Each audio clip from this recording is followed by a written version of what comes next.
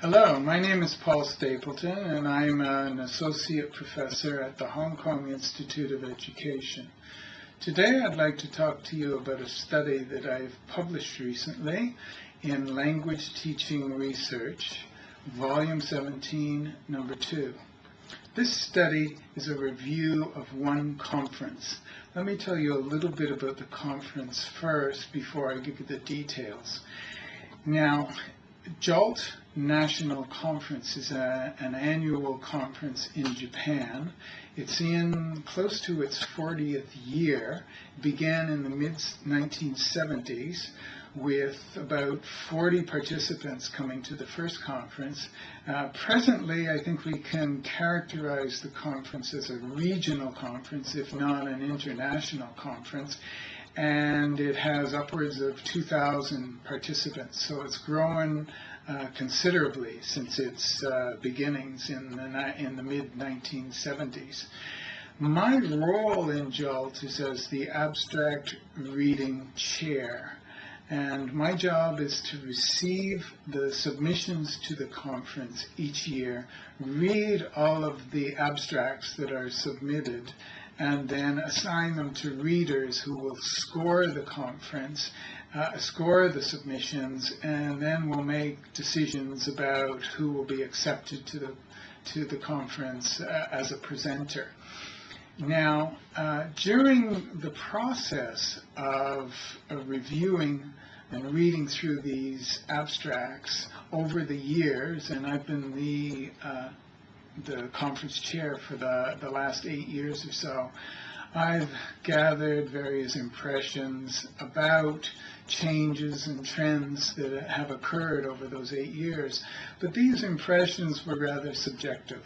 And so in the last couple of years, I've been thinking about how can I verify my impressions. So what I did was I gathered some extra data from the early years, as well as the data that I have from the years that I've been the chair.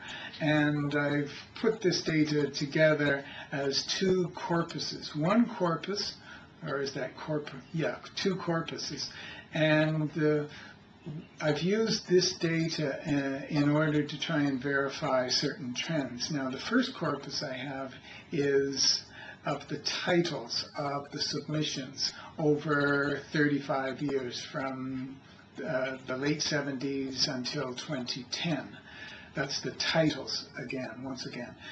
Secondly, I've got the abstracts, which are upwards of 250 words each, over the last 8 years, from 23 to 2010. And that's a corpus of over 1 million years. So those are two sets of data that I have. Another set of data, not quite a set of data, but another set of information that I have is regarding the strands in the conference. Now, in the early years, the strands had a certain type of characteristic, and the later years we see quite different characteristics to the strands. So I'd like to start off at that point, showing you the strands, in other words, the sub-areas of the conference that presenters have to choose when they submit their proposals.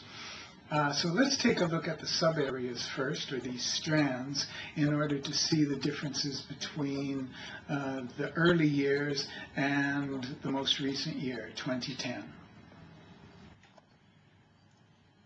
Okay, let's start out by looking at the strands available in the early years. And I've taken 3 years here, 1978 to 1980, in order to better reflect the strands over the first few years, because there were many fewer submissions at that point. And we notice here that methodology is the most popular strand at that point, followed by activities and games, speaking, listening, and so on.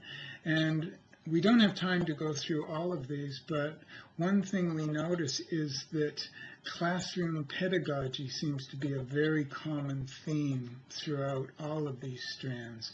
And exemplifying that is number 8, which is a very specific type of technique that was used in language learning, let's say 30 years ago, and that's silent way. Another one of these types is community language learning, further down the list, and total physical response, as well as towards the bottom, suggestipedia. So these humanistic language teaching techniques that were reasonably popular 30 years ago, we'll note in the next slide, are not nearly as popular at this stage, if not disappeared completely. So again, the main point here is classroom pedagogy was a key factor in the earlier conference. Now, if we go to the later conference, this is in 2010, we'll see the strands have changed considerably. And although speaking and communication is still the, let's say, quite popular, teacher education, which was far down the list in the earlier conferences, has now gone up to the second most popular, and learner development. So we see quite a shift here, and if we go down the list, we'll notice that many of the strands available now are research oriented, or let's say language acquisition oriented. So there's been quite a shift towards more academic, more research, more scholarly types of interest in language teaching.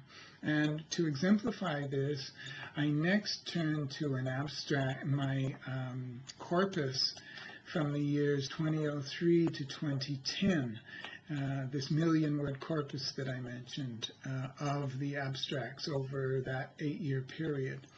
And what I did was I looked for the frequency of certain key words, and we'll see here the key words, data, reliability, and so forth, the instances of these words in the next column in 2003 compared to the number of instances in 2010. And by the way, I prorated this, so those percentages in the last column are the actual percentage increase. And you can see here that for virtually all of these words, there's been a significant increase in the frequency of these words. Take a look at pilot. And given that our profession doesn't concern itself with aircraft, we can assume that this word pilot is referring to a pilot study. And we can see several years ago, there weren't any instances of this word, whereas in 2010, we see 19 instances. So this is just reflective of this change. Another thing I looked at was the titles in my corpus of titles. Now, this spans over 30 years. So let's take a look at another keyword, and that is task, or TBLT. And this is in the titles. And notice the instances or frequencies of the word task or TBLT. And we can see almost no instances in the early years, but by about 2005, we see task is a very common word in the titles. And we notice very recently, this recent decline could indicate that task is becoming there's less interest in this area.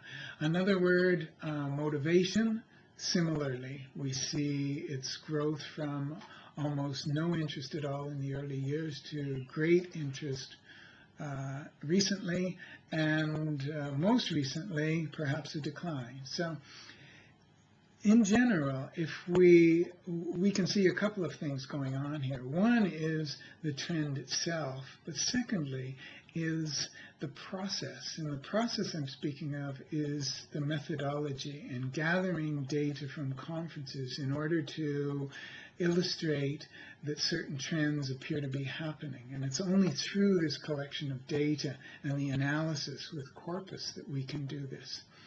Now, let's moving on to a comparison of JOLT with other international conferences.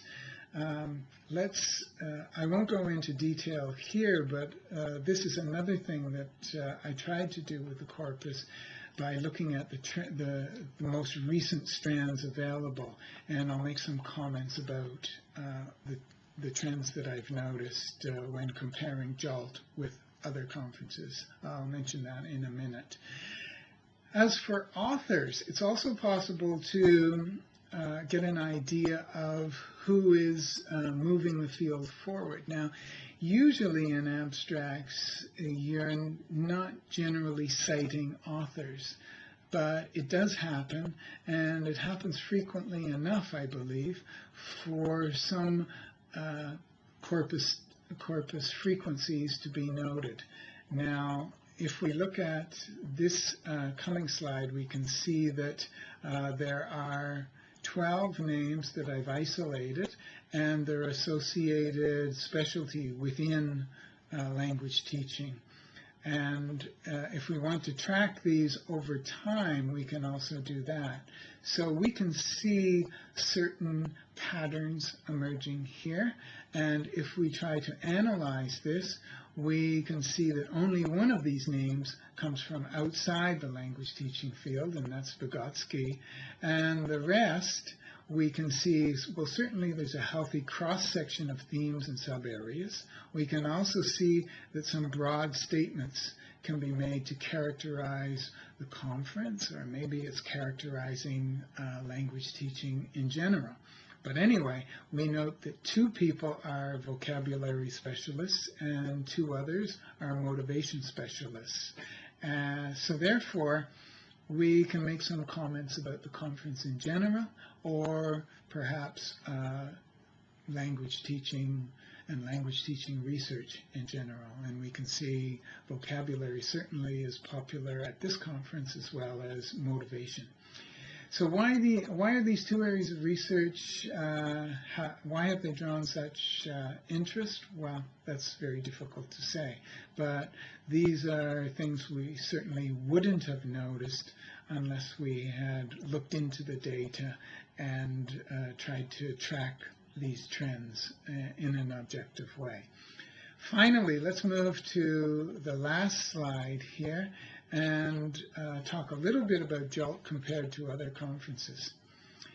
Certainly there's some evidence of self-organization as well as divergence if we look at JOLT compared to other conferences. JOLT certainly has its distinct area of interest, as do the other conferences. But there's also some similarities, and these suggest a maturation of the field and some agreement about what's important in language teaching.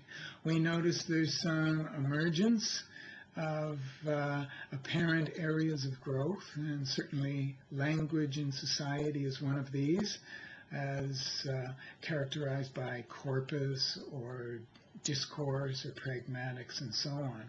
And we can say the same about the interest in cognition as well.